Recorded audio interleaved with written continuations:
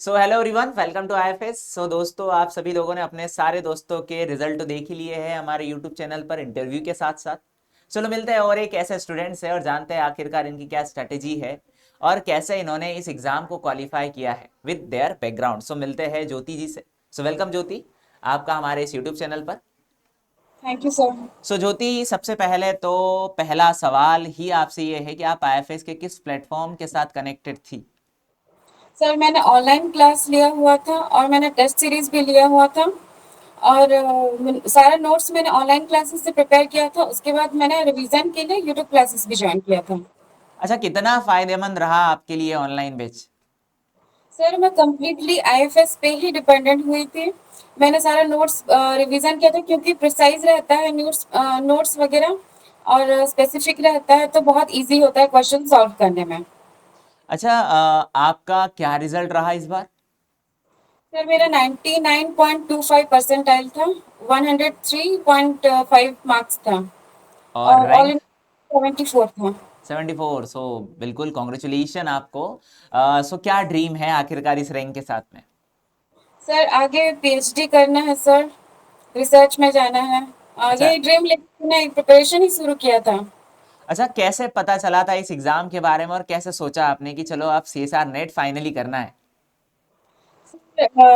Actually में ये हमारे हम सीनियर से मैं इंस्पायर हो गई थी, हमारे प्रोफेसर से सबसे मैं इंस्पायर होके सीएसआर नेट नेट की तरफ ध्यान दी थी।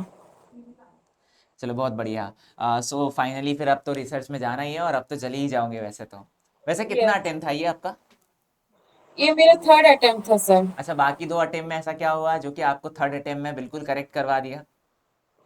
सर बाकी अटेम्प्ट में ज्यादा मैंने प्रैक्टिस नहीं किया था पीवाईक्यू, बस नोट्स बना ली थी, लेकिन नोट्स तो काम नहीं आएगा।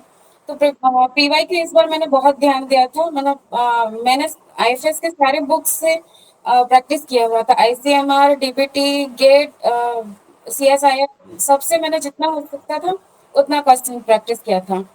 अच्छा, अगर कभी किसी क्वेश्चन के अंदर अटक जाओ तो फिर उसको कैसे सॉल्व करती थी आप। सर नोट्स रिवीजन करती थी, या फिर मतलब फिर से रिवीजन कर लेती थी बुक वगैरह का। Okay okay. And then next कि आपका डेली शेड्यूल क्या हुआ करता था जब आपने ये स्टडी चालू की थी सीएसआर नेट की तब।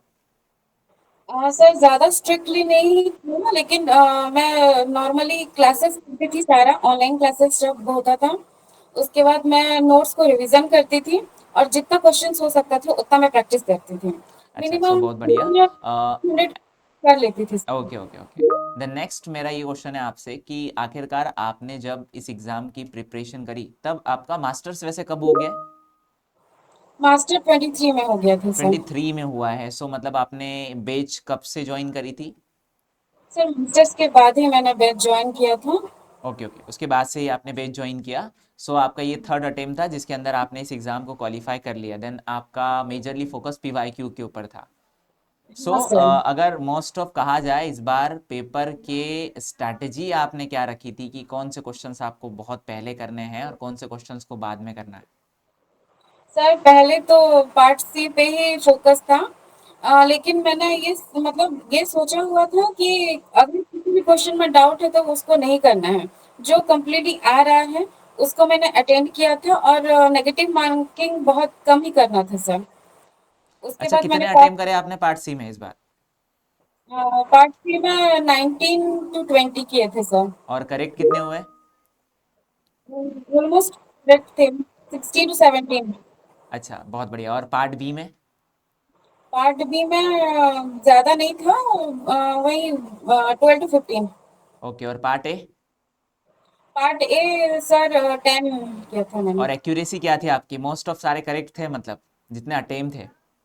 हाँ हाँ सर। बहुत बढ़िया। सो आपको क्या लगता है कि आपके माइंड में कभी आया नहीं कि पार्ट बी में अगर कभी मैं पार्ट सी के अंदर अगर मैं 19 कर रही हूँ तो शायद एक दो क्वेश्चन और करेक्ट कर लिया जाए। 4 नंबर का एक क्वेश्चन है, अगर गलत हुआ तो एक ही नंबर जाएगा, नहीं तो अगर करेक्ट हो गया 22 किस्मत तो 4 मिल जाएंगे। सो आया नहीं आपके माइंड में कभी ये? एक्चुअली 2 अटेम्प्ट में मैंने गलती कर ली थी, तो इस बार मैं फिक्स करके रखा हुआ था कि नेगेटिव जो डाउट है वो अटेम्प्ट ही करना है। तो जो परफेक्टली आ रहा था मैंने वही सब क्वेश्चन अटेंड किया था। और मैं एप्टीट्यूड भी प्रैक्टिस की हुई थी, तो एप्टीट्यूड के ऊपर भी मतलब ज़्यादा क्वेश्चंस कर लिया था, तो मैंने ज़्यादा नेगेटिव डाउट वाला क्वेश्चन अटेंड नहीं किया था। चलो बहुत बढ़िया जो होती है, एंड देन थैंक यू और अगेन कॉन्ग्रेचुलेशन आपको, बहुत बढ़िया रिजल्ट रहा आपका इस बार का जेआरएफ, आपका ड्रीम जरूर कंप्लीट करेगा। And then thank you for कि आपने हमारे सारे स्टूडेंट को गाइड जो किया, ऑब्वियसली इनके माइंड में एक पॉजिटिव थिंकिंग जरूर लाएगा। और मुझे लगता है सिलेक्शन के लिए सिर्फ थिंकिंग काफ़ी है, अगर आपने सोच लिया तो इसका मतलब आप उसके लिए एक कदम बढ़ा चुके हैं। Thank you so much sir.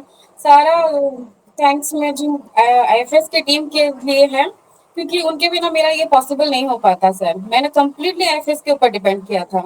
चलो बहुत बढ़िया, और आपकी मेहनत भी बहुत ज़्यादा थी वैसे, जो कि आईएफएस के सारे एफर्ट्स आपने सक्सेसफुल किए। Yes sir. Okay thank you.